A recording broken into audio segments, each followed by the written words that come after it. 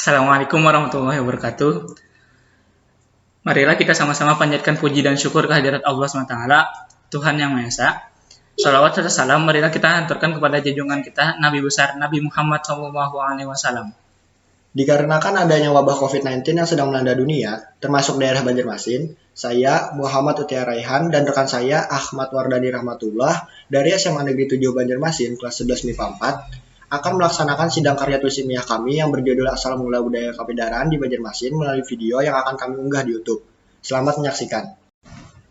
Di sini ada latar belakang kebudayaan Banjar terus berkembang secara turun-temurun dengan sejarah asal-usul orang Banjar di Kalimantan. Masyarakat Banjar dikenal juga sebagai penganut agama Islam. Namun, dalam ritual-ritual tertentu, kadang masih ada bernuansa sinkritis dengan unsur kebudayaan lama yang mereka warisi secara turun-temurun dari nenek moyang mereka. Yang salah satunya adalah budaya kapidaraan. Kapidaraan berasal dari kata pidara yang berarti arwah atau roh orang yang sudah meninggal dunia. Dalam bahasa daerah Banjar diartikan sebagai demam tinggi yang disebabkan oleh gangguan makhluk halus. Oleh sebab itu, kami mengangkat tema asal mula budaya kapidaraan di Banjarmasin. Ya, selanjutnya ada metode dan teknik penelitian. Metode penelitian di sini ada deskriptif. Deskriptif adalah metode penelitian yang bersifat menggambarkan suatu objek penelitian secara lengkap berdasarkan hasil olahan data penelitian. Selanjutnya, teknik penelitian di sini kami mengambil wawancara dan observasi. Nah, teknik wawancara adalah teknik pengumpulan data yang dilakukan melalui tatap muka dan tanya jawab langsung antara penanya dan narasumber. Selanjutnya ada teknik observasi. Teknik observasi adalah pengamatan terhadap suatu objek yang diteliti baik secara langsung maupun tidak langsung untuk memperoleh data yang dikumpulkan dalam penelitian tersebut. Ya, selanjutnya ada langkah kerja penelitian. Di sini kami mempunyai dua orang narasumber, yaitu di sebelah kiri ada Ibu Alma Sophia, yang kedua ada Ibu Haja Ani.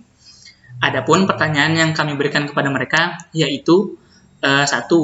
Apa itu kapidaraan? Kedua, sejak kapan Anda mengenal kapidaraan? Ketiga, bagaimana Anda bisa memindarai orang lain? Keempat, dari yang Anda tahu, kapidaraan berasal dari mana? Yang kelima, apakah ada unsur keagamaan di dalam kapidaraan? Yang keenam, menurut Anda, apakah sampai sekarang kapidaraan ini banyak dikenal oleh orang lain? Ya, kita masuk ke jawaban dari sumber yang pertama, yaitu Ibu Alma Sophia. Pertanyaannya, apa itu kapidaraan? Menurut Ibu Alma Sophia, kapidaraan adalah dirasuknya orang yang jiwanya lemah atau lemahnya iman seseorang, terutama anak-anak. Yang kedua, sejak kapan Anda mengenal kapidaraan? Jawaban dari Ibu Alma adalah sudah lama. Yang ketiga, bagaimana Anda bisa memindarai orang lain? Jawaban dari Ibu Alma adalah saya mempunyai keturunan Gusti dari kakek dan nenek dan saya diberi kelebihan bisa memindarai. Yang keempat, dari yang Anda tahu, kapidaraan berasal dari mana? Menurut Ibu Alma Sophia, yaitu budaya asli orang Banjar sejak zaman dahulu yang berasal dari suku Dayak. Yang kelima, apakah ada unsur keagamaan di dalam kapidaraan? Menurut Ibu Alma Sophia, ada, karena sekarang kita menganut agama Islam, kita dipadukan dengan agama Islam dan dengan bacaan dari agama kita. Yang keenam, menurut Anda, apakah sampai sekarang kapidaraan dikenal banyak orang? Jawaban dari Ibu Alma yaitu masih dikenal, karena sampai saat ini masih banyak jin-jin yang bertebaran. Kita masuk ke jawaban Ibu Haji Ani. Yang pertama, apa itu kapidaraan? Jawaban dari Ibu Haji Ani adalah kalau ada anak-anak yang sakit panas, itu adalah kapidaraan karena diganggu oleh makhluk gaib.